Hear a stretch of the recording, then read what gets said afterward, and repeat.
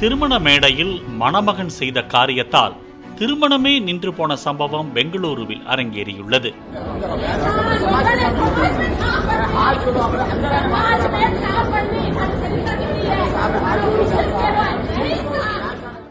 கர்நாடக மாநிலம் பெங்களூருவில் பெண் ஒருவர் தன்னுடைய மகள் திருமணத்திற்காக அனைத்து ஏற்பாடுகளையும் செய்துள்ளார்.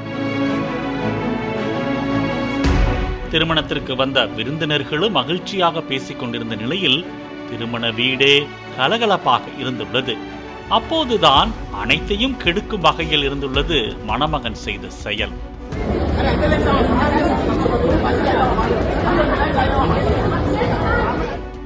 மணமகனின் நண்பர்களோடு மது அருந்திய மணமகன் குடிபோதையில் திருமண மேடைக்கு வந்துள்ளார்.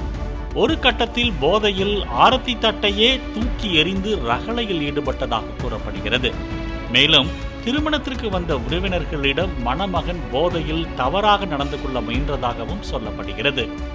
இதனை பார்த்து அதிர்ந்து போன மணமகளின் தாயார், இப்பவே குடித்துவிட்டு இந்த அலப்பறை என்றால் திருமணமாகிவிட்டால் என் மகளின் நிலைமை என்னவாகும் என வாக்குவாதம் செய்து இந்த திருமணமே வேண்டாம் என கையெடுத்து கும்பிட்டுள்ளார்.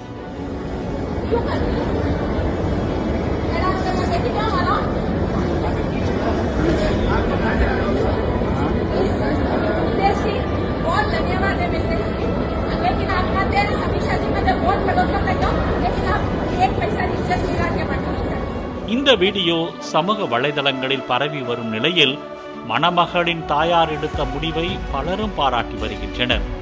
நண்பர்களோடு சேர்ந்து மணமகன் செய்த சேட்டையால் திருமணமே நின்ற சம்பவம் உறவினர்களிடையே அதிர்ச்சியை ஏற்படுத்தியுள்ளது.